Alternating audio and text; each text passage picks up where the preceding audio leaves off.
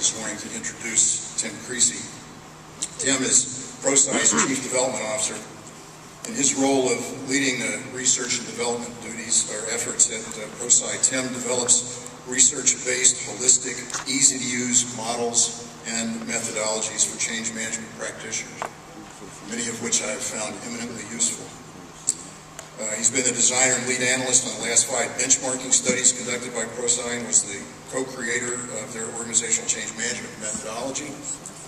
If you've ever read a tutorial from the Change Management Learning Center, then you're familiar with Tim's work and perhaps even his voice if you've participated in any of his many webinars.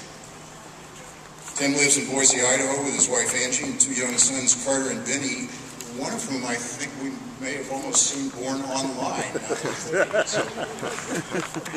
Tim was so excited at the birth of his first that he shared that with everybody whose email address he had. So we were all pleased to participate in the birth of your child. When he's not designing change management tools, he's usually watching Dora changing diapers, playing on the swing set, you know, cleaning marker off the walls. He does that at conferences too. Today, Tim will be sharing some important concepts and an early framework for Prosci's change management scorecard, an approach for answering how are we doing change management. Please welcome Tim Creasey.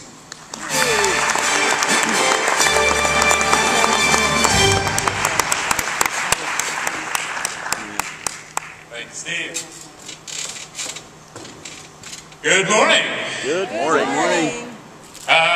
Let's give Daryl a hand again. I don't know if he's in the room, but what a way to kick off the second day of our conference with a charge to each of us individually. Feel a little bit bad talking about the change management scorecard, getting into those conscious tools, but that's what I'm here to talk to you about today. Tim Creasey, Chief Development Officer at Prosci, also go by the moniker Research Guy, and also the moniker Webinar Guy, which until I'm told differently are terms of endearment, so that's how I'll consider them. We're going to talk about the change management scorecard. If you can get my slides up here, they don't want to see my face. There we go. Talking about the change management scorecard. Before I kick off, I want to make a personal request of each of you. Sometime over the next day and a half, I want you to take a step back and sink in. Let this moment that you are involved in sink in, because you are part of an incredible moment in this discipline of change management. Part of the evolution of change management from a checklist of things that we should remember, which is where I think it started, into the methodologies and tools, into a full-on profession, career path that many of you are taking part in. I had the pleasure of introducing Jeff Hyatt at the Prosci Global Conference in 2009, the very first of these conferences, the predecessor to this ACMP Global Conference. There was 175 people in the audience, and we were blown away that 175 people would come out to a conference about change management. The next year, we thought, 175 people came to the first one, we should be able to have 200 people show up to our second one, right? 350 people came last year. So if you were at the 2009 conference, raise your hand. So look at, we got these folks coming back. What if you were at last year's conference? Raise your hand. 2010, there was, 375 people. We thought, we could hit 500 this year.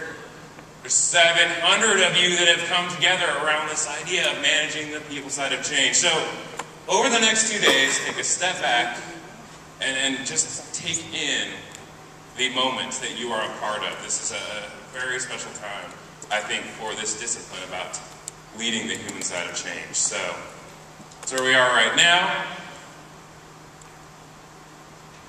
Talking about the change management scorecard. As I was flipping through the proceedings, I realized that a 3-word title is about 70% shorter than all the other titles of the presentation. So I'm here to guarantee you that the quality of today's presentation will not be proportional to the length of the title. I'm going to share with you some of our leading thinking around how we evaluate what we are doing at managing the people side of change. Now, Raphael in the back, is there any way I can get my slides on the monitors down front? That would be wonderful if you had a chance. I wanted to start with what I'm going to call a symphonic foundation. Does anybody remember Name That Tune? How did it work? You had to guess what the... So what we're going to do is I'm going to share with you some sounds, and I'm going to have you as a group guess what the sound is, and then I'm going to make, I hope, a connection back to what that means to our work in evaluating, measuring the effectiveness of change management and the work that we do. So, this is the test of the Sebastian J audio system. This is only a test, alright? Beep. Alright, so, speaker works. Ready for the first sound? Shout it out to me when you know what this sound is, okay? Are you ready? Okay.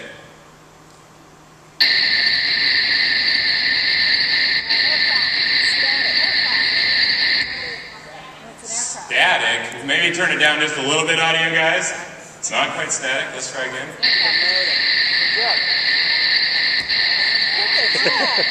Crickets chirping. Crickets chirping. Now, I was speaking in an HR group a couple of years ago, and somebody came up to me and said, we completely redesigned how people got their paychecks, and we knew that some people were not going to get paid, but we really stepped it up. We applied a structured approach to managing the people side of change, and you know what? We didn't hear anything. People weren't screaming. That's how we knew we succeeded, right? That's what we do in change management. Deafening silence is the payback we get when we do a good job.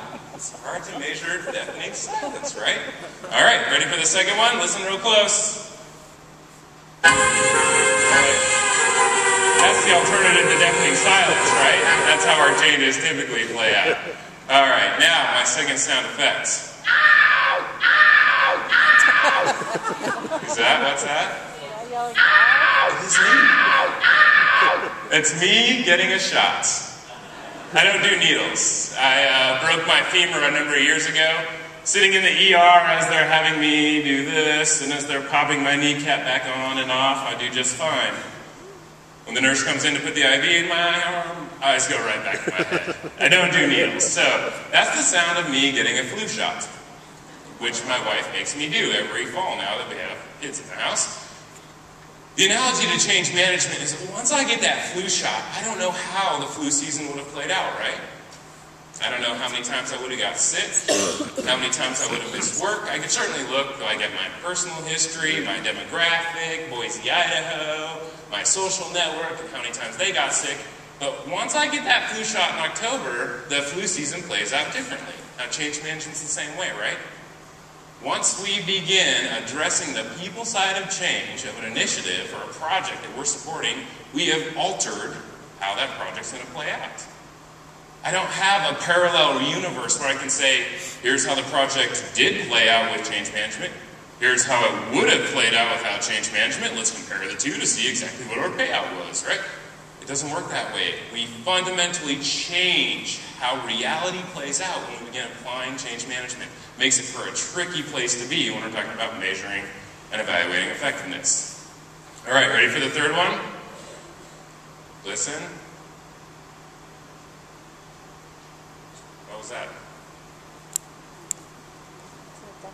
That was a non-noise. It was a non-noise because, again, when you're managing change well, your success is marked by non-events. What are some of those non-events? People not slamming the door as they leave your organization. People not screaming and crying and moaning and bitching, and people not, just sitting idly by on their computer as productivity nosedives. Non-events are hard to notice, right? Have you ever tried to notice a non-event? This is my son, Carter. Carter has a zest for life like nobody I've ever seen. It makes him wonderful and trying at the very same time. I don't notice when Carter is not slamming his fork on the table. I don't notice when Carter is not throwing his toys against the wall to see which one sounds best.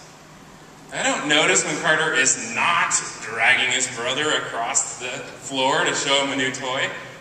Non-events are hard to take notice of. So if what we are doing is preventing resistance, preventing loss of valued employees, preventing productivity declines, we are working on non-events, and it makes measuring them and tracking them and understanding them very difficult. So, another one, ready?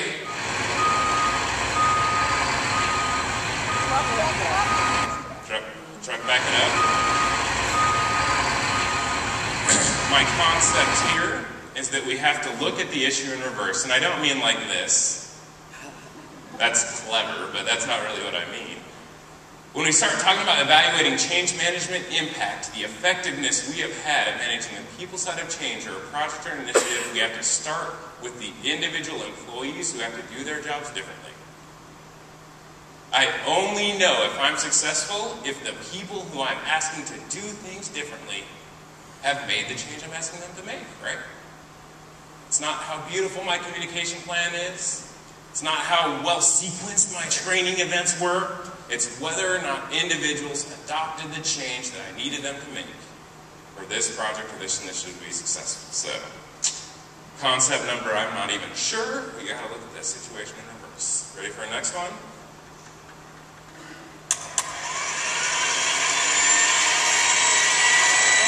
I hear hair dryer. Lawn blower? Blender. Lawnmower. Blender. A drill. I hear blender. This is the turning knob, right? It's a blender. Because you are an ingredient. Change management in and of itself doesn't do anything. We are part of a unified value proposition that delivers improvement in the organization. We need a technical solution that's going to meet requirements. We need leadership providing governance and direction. And we need an approach focused on the people side of change. We are part of this collective,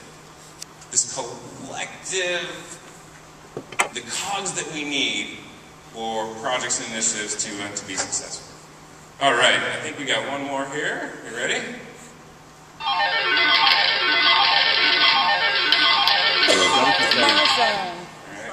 Would have been more appropriate last year, I guess, when we were in Vegas. But,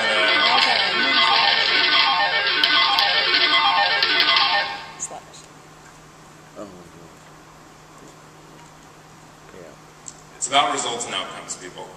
If we're talking about commitment and engagement and inspiration and resistance and buy-in, we're talking about the wrong things. Change management, I think, has gotten a seat at the table because we have begun to focus on business results, outcomes of the projects and initiatives we're taking on. It's not standing around holding hands singing Kumbaya.